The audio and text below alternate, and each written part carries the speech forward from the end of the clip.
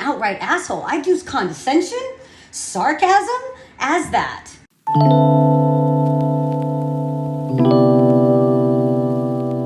Be unapologetic. Be unapologetically you. All of you. All of those juicy, sexy, fun, adventure sides, as well as frustrated, angry, pissed off, disappointed, traumatized sides, scared. Be all of you, unapologetically. This is not easy. We live in a world that has all of these shoulds. And from those shoulds, you should be this way. Every single ism out there, it's a systemic problem. It's how the systems of capitalism, racism, sexism, and again, when I say they're systemic, it means that literally our education system, our hospital systems, our politics, all of those things are concrete systems that assume and are trying to get everyone to live a certain way, right? So we can all live harmoniously together, except that they're created by people who have power. And unfortunately, the majority of the people in that system don't. That's how capitalism works, right? And so it makes sense that in being unapologetically you, your body's like, fuck that, I'm totally gonna get run out. I'm not gonna get accepted, I'm not gonna get a job, people are going to abandon me. And it's acknowledging that. It's hard. And I think it's very much needs to be acknowledged that all of this work that we're trying to talk about is done from a place of privilege. It's very much done from a place of privilege. So if you are able to watch this right now,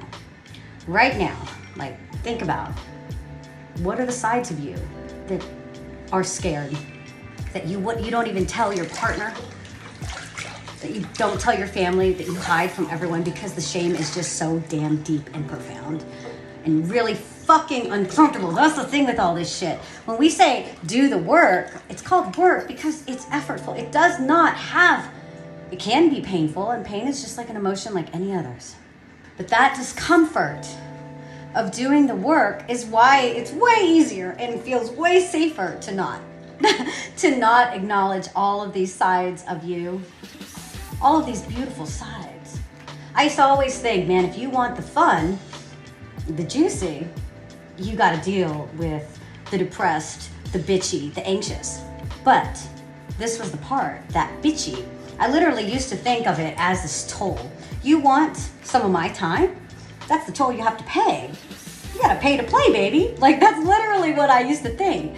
And just because when we talk about being unapologetically you, no, that doesn't mean being an asshole. There are absolutely ways, and it's not tone policing yourself. It's for yourself. It's for yourself. Feeling in your power to find a way to assert your needs. Again, people won't like it, and there is absolutely risks in doing that and detaching from that. That does not mean though that because for me, it really was, I was an outright asshole. I'd use condescension, sarcasm as that. And again, it makes sense. So by no means, this is why all of the particularly people of the global majority who are making content about asserting yourself against these oppressive symptoms are saying, motherfuckers, stop tone policing, Karens. Is because it's understandable why it comes out so much as anger. I know for me, when growing up Asian, I'm 4'11" or 4'11 3/4, I sometimes say, but very much, I did not fit the model minority. I wasn't quite. And even as an associate professor, I had a professor say to me, you know what, have you ever been to Japan? And I was like, yeah, a few times. And he's like, what does a Japanese person say when they're at a restaurant, they don't like how their steak was cooked? And I said, they say nothing. And he goes, exactly. I want you to keep your head down, your mouth shut, and your opinions to yourself.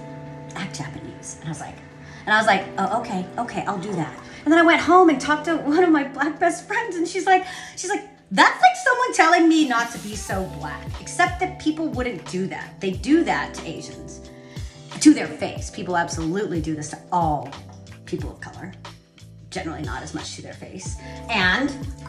But I've gotten so used to being tone policed, to being told, you have to fit into this. Like the number of professors and colleagues who said, wow, like you're loud for an Asian. Like I've literally heard that shit. So the amount of again, these racist like beliefs, these systems that have taught us to be acceptable, you have to apologize for parts of you and absolutely assimilate parts of you to fit with the environment. Fuck that bullshit.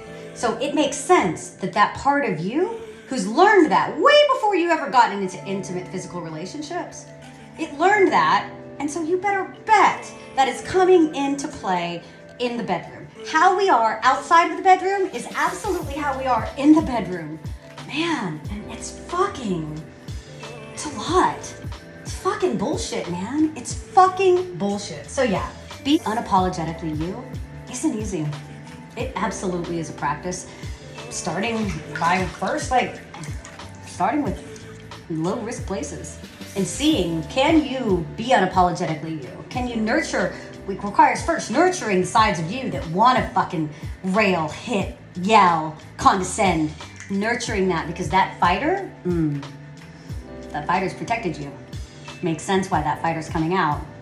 Totally fucking, and my fighter, I fought to win, motherfuckers. I'm so competitive that like, I definitely fought to win, and very few people won against me. And that reinforced me being that. But then you better bet I had so much shame. I believed, oh, well, I deserve this, I deserve that. And then that perpetuates this low self-worth. Oh, fuck, man, it's like a cycle. It's this fucking cycle that you just can't fucking get out of. It doesn't have to be like that. It definitely doesn't have to be like that. So being unapologetically you, start with the people who already pretty much accept most of you. Start with your friends. Like, start there, where it's safe. And then start with low risk relationships. To be unapologetically you, teach your body, hey, I got you. I know it's uncomfortable. I know that side that felt like it needed to protect is uncomfortable right now. And I'm here. I will act so that you don't have to. That's nurturing those sides, that side that did come out with aggression or anger or frustration or withdrawal, absolutely withdrawal, and telling it it's okay. Like, I'm here now. You don't have to do that. Be unapologetically you. And put in the comments what you actually think. What is that? What did that actually fucking mean? Because I think that there's so many like euphemisms out there. But at the true essence, these are real fucking practices. They are real fucking practices. And when we think about sex and intimacy, and notice, I will always separate sex from intimacy. They are different. And sex doesn't just mean penetrative intercourse. And intimacy isn't just the physicality of it. There's emotional, intellectual intimacy. There's so many different types. And just like it's about embracing all of the sides of you to be unapologetically all of you, it's embracing all of the different types of connection. And embracing all of you and the sides of you that used to fucking put up walls and attack and throw daggers. Just telling you it doesn't have to work so hard. That is the body work. That's the body work. And I will make more videos about that. So follow and stay tuned for more.